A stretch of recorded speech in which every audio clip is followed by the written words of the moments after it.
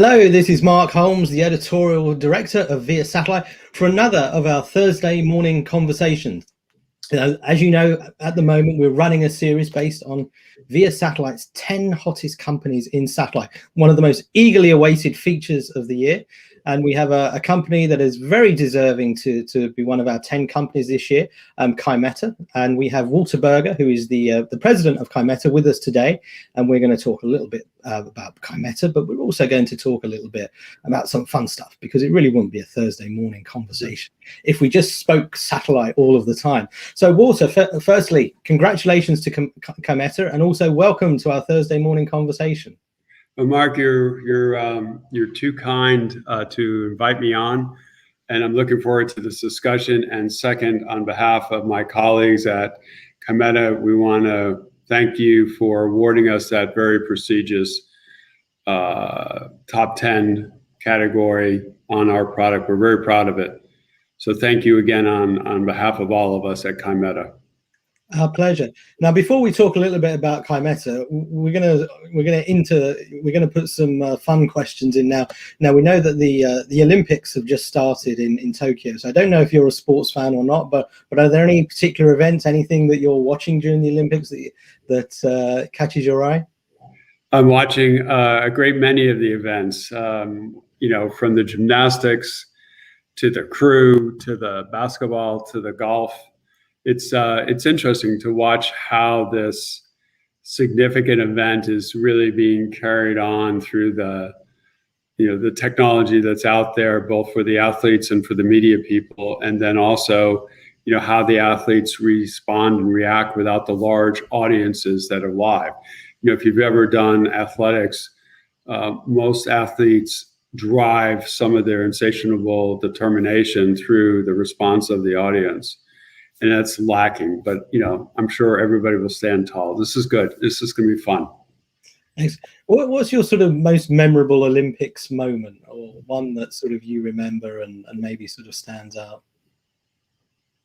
Oh, that's simple. That's when the U.S. Back decades ago won the gold medal in hockey. Okay. What year was that one again? Was that the famous one against Russia? Yes, it was. That was one of the great ones. But it's actually interesting because I think, all of these athletes deserve, in many respects, whether they win the gold or just place or just participate. It's just a huge accomplishment, because if you think about it, these men and women have really been active at this for virtually the vast majority of their life, and they have sacrificed many other parts of their life to just excel at this one unique thing.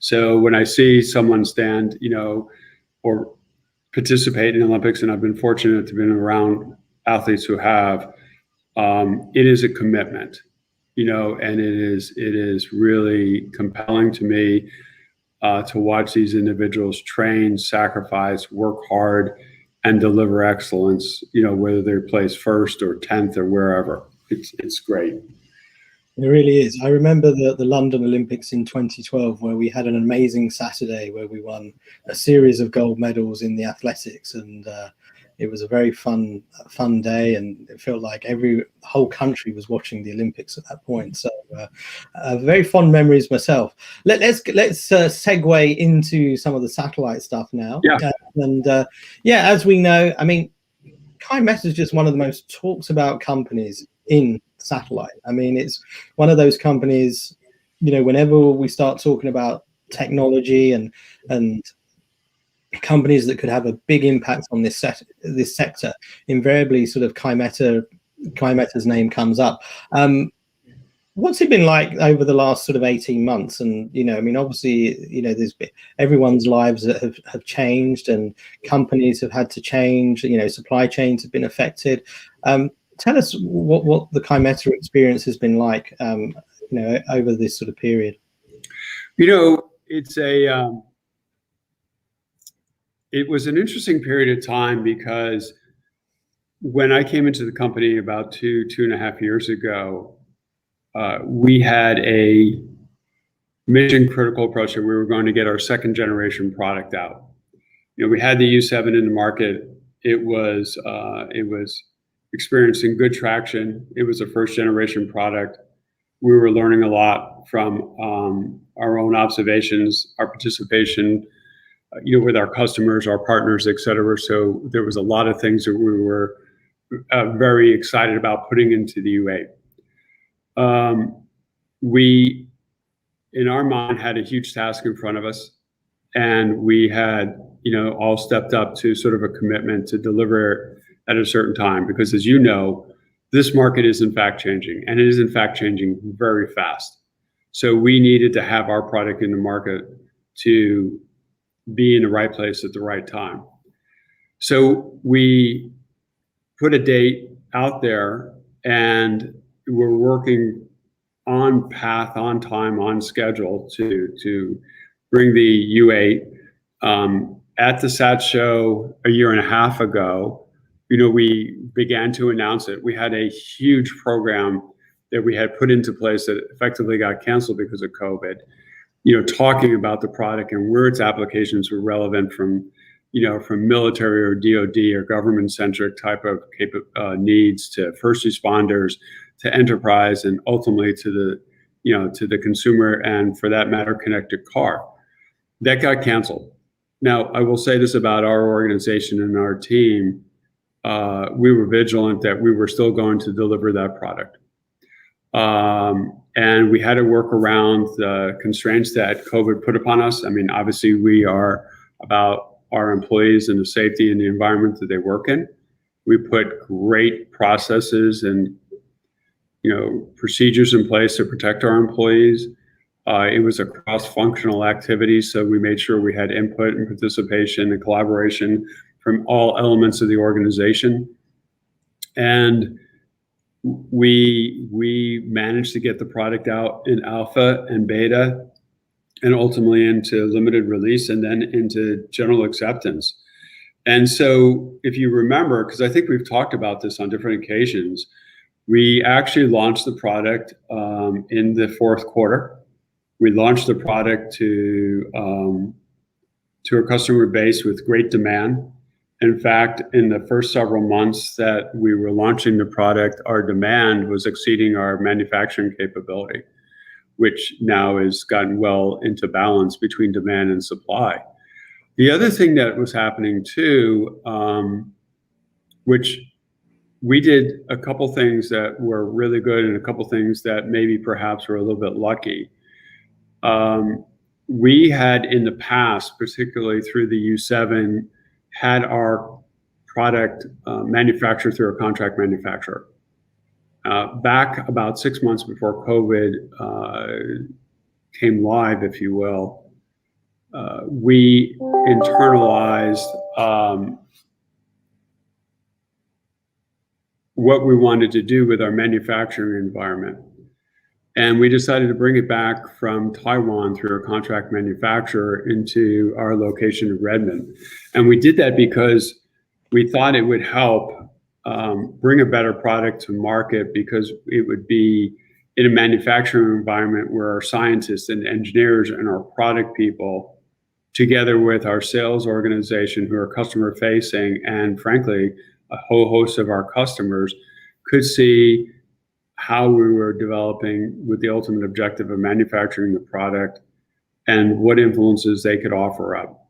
So had we not had made that decision, we quite frankly would have been adversely affected in our ability to deliver the product. So we were lucky. We actually stood up our manufacturing in a matter of months. And today we have the capability here in Redmond, to build up between 2,000 to 3,000 units a year if we so choose to. Now, as we scale, we'll go out to a contract manufacturer, but that's why we were successful at getting it out into the marketplace. Were you sort of surprised by the initial demand? I mean, obviously, it felt like the terminal had been spoken about for, there's a lot of hype that goes around a Kymeta release, it seems. Did the sort of level of demand surprise you in any way? I always like to think of sooner is better than later and more is better than less. So when I think about it that way, in some respects, yes, maybe, but on the other, no. And I'll tell you why. Really for two reasons. The product is, as you know, is, and we'll talk more about this, I'm sure, through this discussion, is very compelling. You know, from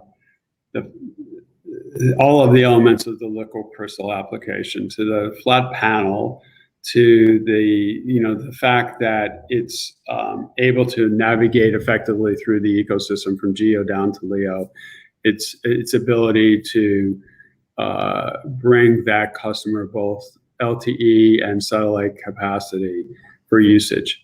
So when I look at the product and I look at the strength of the optionality that it affords the ultimate buyer, it by itself is compelling.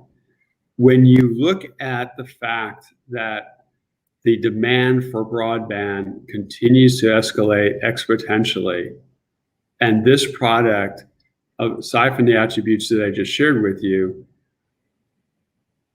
but also the fact of the mobility aspect, just fills such a huge niche. So if you think about DoD customers, they're going to want to have access while on the move. When you want to look at first responders, they're going to want to have access to broadband and other items while on the move. Enterprise, the consumer. So the market has been waiting for this, and perhaps there was a little bit of wait and see and show me. And now what's happening is that we are having lots of demand for customers to test the product, to evaluate the product.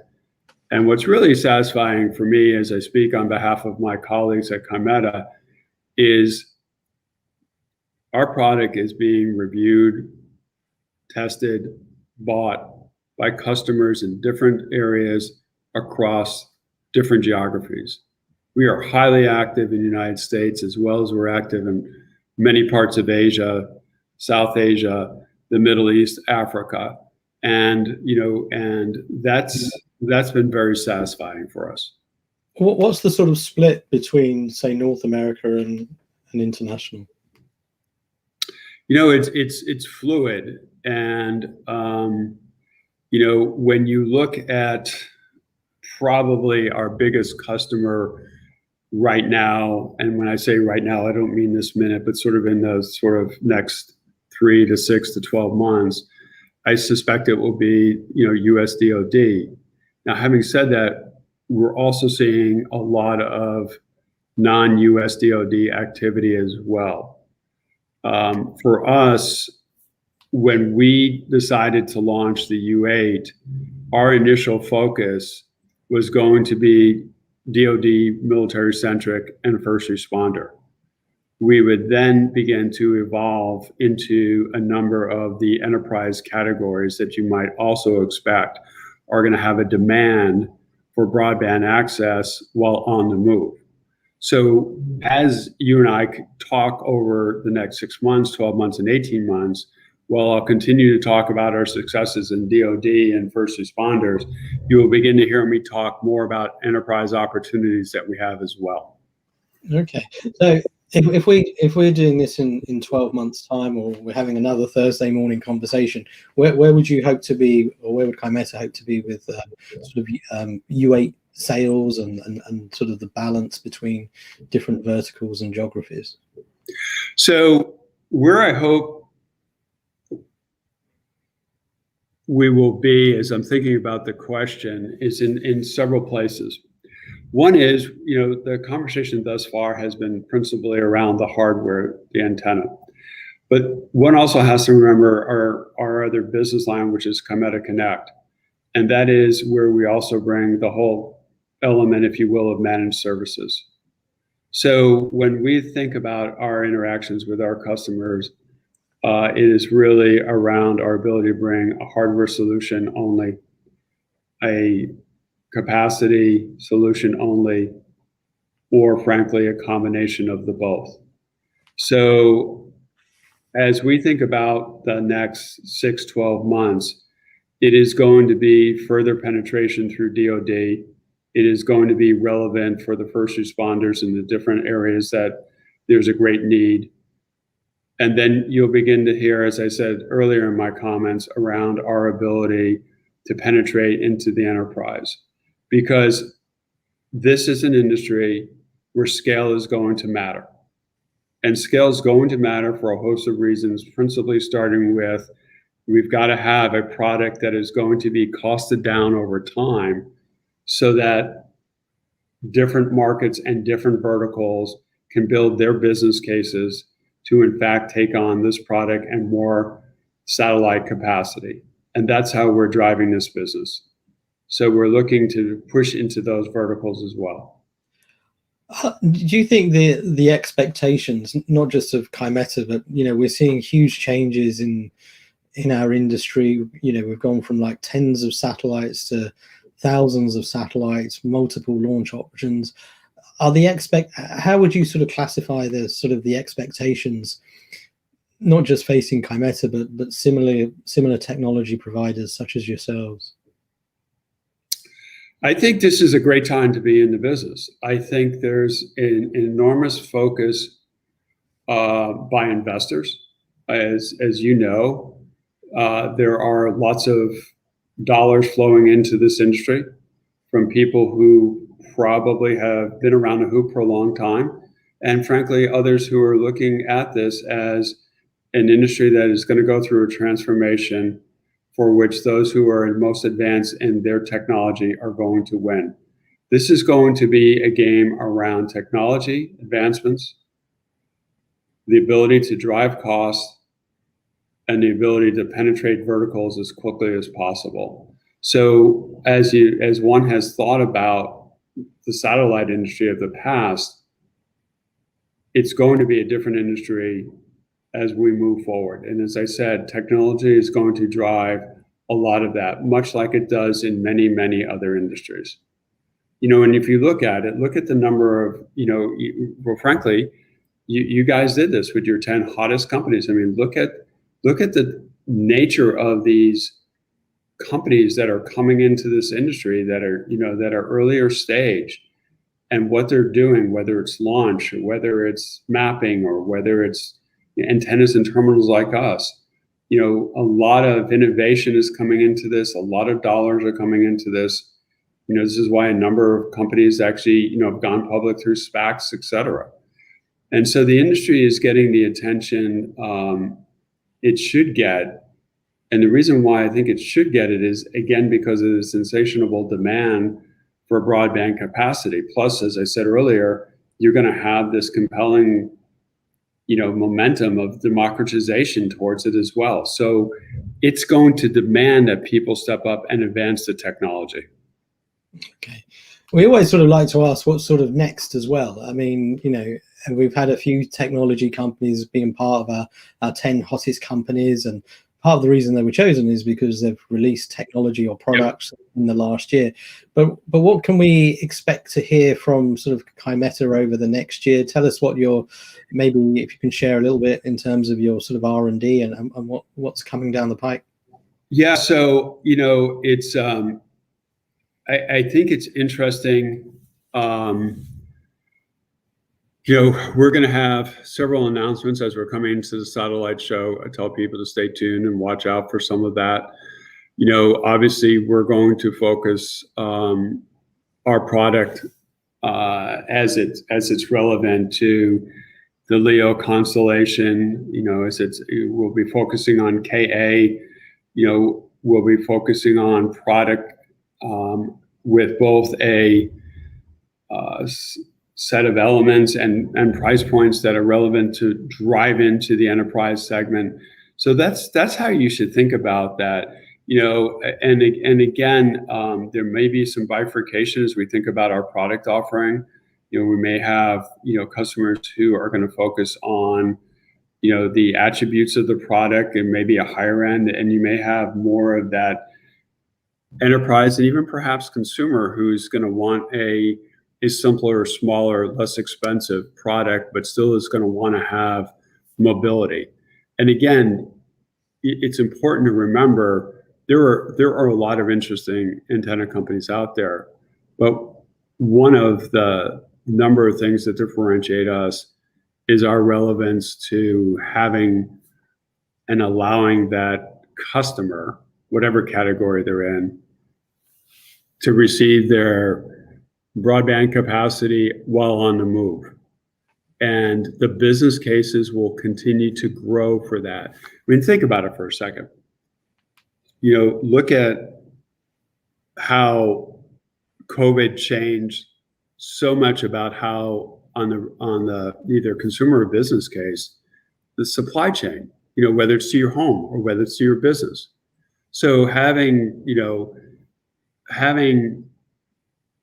connectivity while deliverability is occurring is going to become more and more important, because data around, you know, where the customer needs are, what the productivity of the delivery is, will only be what allows those companies to become more efficient, more profitable, and more competitive. So when I look forward, you know, we want to continue to overserve those segments that I said we're initially serving. But we are going to move to maritime. We're going to move to rail. We'll move to, you know, other modes of transportation. And ultimately, our goal is to be relevant on that connected car outcome. Okay. We always like to end on some fun questions. So All right. we always, one of the themes of Thursday morning conversations is to ask about music and your favorite sort of artists or songs, or a song that gets you going in the morning that you sort of start your day with. So what sort of music do you sort of like to listen to, and give us a song that you know is a popular one that gets you started in the morning? So it depends on what I'm doing in the morning. And so if I'm up in the morning and I'm about to work out, whether it's on a Peloton or on a bench press, it might be something by some of your Homeland colleagues. It might be Led Zeppelin. Okay, it just depends. You know, we've talked before. I have an affinity towards music, so I love to listen to all types of music. You know, whether it's rock, whether it's rap, whether it's hip hop, whether it's jazz, you know, whether it's R&B. So I enjoy it all. Do I have a favorite? I don't have a favorite, because I just have such a broad liking for music. But you can always put something on from, you know, I've got to think whether it's going to be classic, like I said, like Led Zeppelin or Eric Clapton, or something country, since I spent most of my life living in Texas. I'll come back with an artist to you sometime. We look forward to hearing that. But if what would you say your favorite, a gig, a concert you've been to and you thought, wow, that was just, do you have a concert that you look back on and think, wow, that was just amazing, one of the best evenings? Yeah. So I'll give you a great example. So Bruce Springsteen was on tour some time ago. It's a bit while where it was a total acoustic tour. There wasn't anything electronic about it at all. And it was, if you enjoy, you know, very hard R&B type acoustic music, that was fantastic. So that was a great tour. It was in Louisville, Kentucky, about 20 years ago. And he was spectacular. Fantastic. Well, I think that's a great way to end this Thursday morning conversation. Walter, it's been an absolute pleasure. And again, we would like to, on behalf of Via Satellite, congratulate Kymeta for being one of our 10 hottest companies in satellite in 2021. Wish you and all of your colleagues a very safe and prosperous rest of year. We look forward to seeing you hopefully at the Satellite Show. And yeah, it's been fun. So thank you very much once again. Yeah, you bet. And please come and visit us. And all those that listen, please come and visit us.